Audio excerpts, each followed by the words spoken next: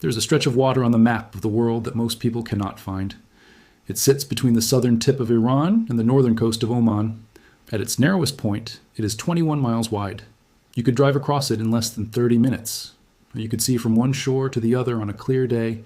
It is, by the standards of oceanic geography, almost nothing. A thread, a gap, a seam in the fabric of the earth. And yet, if that thread is cut, the lights go out. Not metaphorically, not eventually. Within days of a serious closure of the Strait of Hormuz, Japan loses 85% of its oil supply. South Korea loses 70%. India begins rationing fuel for its hospitals. The factories of China, the workshop of the world, start shutting down one by one. European energy prices, already strained by years of geopolitical disruption, triple. And in the United States, despite its domestic oil production, the interconnected nature of the global energy market sends prices at the pump toward numbers that trigger social unrest. The International Monetary Fund has a model for this scenario. The numbers are not published in polite company. They describe a global recession deeper than 2008. They describe food shortages. They describe the kind of cascading systems failures that happen when the circulatory system of industrial civilization is severed. Right now, in March 2026, Iran has told the world it intends to block that strait. But to understand why this moment is so dangerous, and why it was so predictable, you have to go back much further than the current headlines. You have to understand that the Strait of Hormuz is not just a waterway. It is the oldest choke point in human history. It is the place where the ancient world's greatest trade routes converged, where empires rose and fell based on who controlled the passage, and where the modern world made a series of decisions so reckless that the crisis unfolding today was not an accident, it was an appointment. The Persian Gulf has been a highway of civilization for 5,000 years. Long before a barrel of oil was ever extracted from the desert floor, the merchants of Mesopotamia sailed these waters, carrying dates and copper and lapis lazuli. The great civilizations of Sumer and Babylon depended on these trade routes.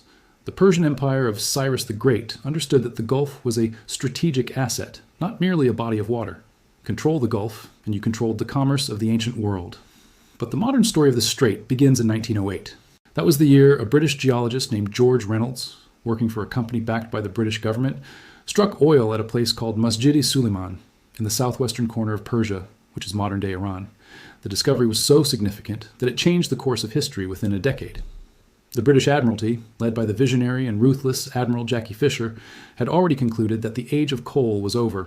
The future of naval power was oil. A ship running on oil was 30% faster than a coal-burning vessel. It could stay at sea longer. It could strike harder and run faster. The nation that controlled oil controlled the future of warfare. The British government moved with extraordinary speed. They created the Anglo-Persian Oil Company, which would later rename itself British Petroleum, known to the world today as BP, and they acquired a controlling stake. They positioned the Royal Navy in the Gulf to protect their investment, and they looked at the map and realized that the thin passage at the mouth of the Gulf, the strait between Persia and the Arabian Peninsula, was the key to everything. Whoever held that choke point held the tap for the oil that would power the 20th century. For the first half of the 20th century, the answer to who controls the strait was simple. Britain did. The Royal Navy maintained a permanent presence in the Gulf. Its bases in Oman, Bahrain, and the southern Persian territories ensured that no hostile power could threaten the flow of oil to the empire and its allies. When nationalist politicians in Iran and Iraq made noises about taking control of their own resources, the British response was swift and often brutal. In 1953, when the democratically elected Iranian Prime Minister Mohammad Mossadegh nationalized the Anglo-Persian Oil Company and threatened to take control of Iran's own oil, the British government, working with the American CIA, engineered a coup. They removed him from power. They reinstated the Shah, and the oil kept flowing through the strait. But in 1971, something changed that would set the stage for every crisis that followed. The British Empire, bankrupted by 2 world wars and the humiliating loss of India, could no longer afford to maintain its military presence in the Gulf. Prime Minister Harold Wilson, facing a financial crisis that would ring a bell for anyone who has watched our previous episodes, announced that Britain would withdraw its forces from east of Suez. The Gulf bases would close, the naval patrols would end, Britain was leaving. In Washington, this announcement triggered a panic that has never fully subsided. The Americans looked at a map that showed 60% of the world's proven oil reserves sitting in the territories around the Persian Gulf, and asked a simple question. If Britain leaves, who keeps the strait open? The answer they arrived at was a policy known informally as the Twin Pillars Strategy. The United States would not station its own large military forces in the Gulf. The American public, still traumatized by Vietnam, would not accept it. Instead, Washington would rely on 2 regional powers to act as proxies. Those 2 powers were Saudi Arabia and Iran. Iran, under the Shah, was the stronger pillar. The United States sold him the most advanced weapons in the American arsenal. F-14 Tomcat fighters, destroyers, tanks. The Shah built the most powerful military in the region. He was Washington's policeman in the Gulf, and in exchange, American oil companies had access to Iranian crude, and the Strait of Hormuz remained open. This arrangement worked beautifully, right up until the moment it didn't. In 1979, the Shah was overthrown. The Iranian Revolution did not just change a government. It removed the cornerstone of American Gulf strategy in a single convulsion of popular anger.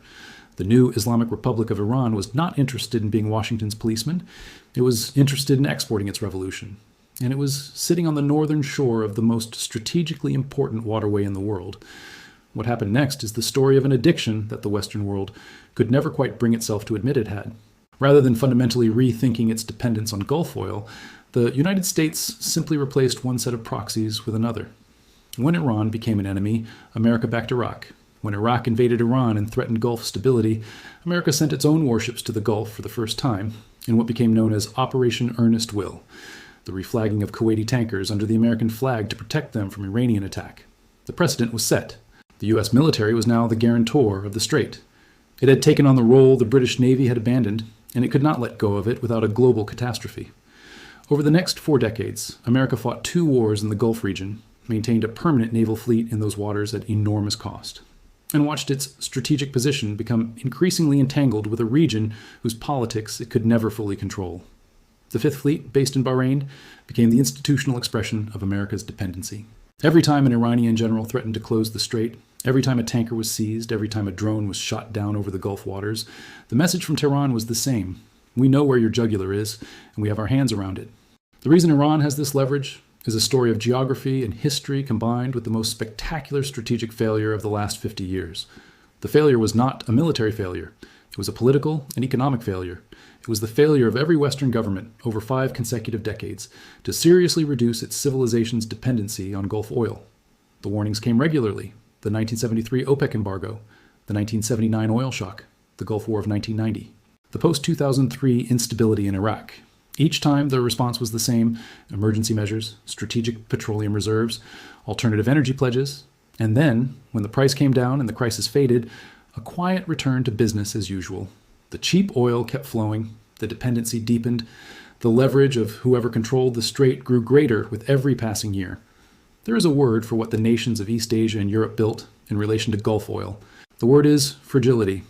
Japan, a nation that was bombed back to the Stone Age in 1945, specifically because it tried to seize oil supplies by force, rebuilt its economy on the assumption that someone else, specifically the United States Navy, would always guarantee its energy imports. South Korea, a nation with almost zero domestic energy resources, built an industrial economy of extraordinary sophistication that runs on oil and gas, that transits through a strait it has no military capacity to defend. China, which is now the world's largest oil importer, has built its entire manufacturing base and its social contract with its own people, the promise of rising living standards in exchange for political compliance, on the assumption that the sea lanes of the Gulf will remain open. These are not the assumptions of naive nations. They are the assumptions of nations that looked at the American security guarantee and decided that it was cheaper to free ride than to pay the full cost of independence. And for 50 years, they were right. The American guarantee held.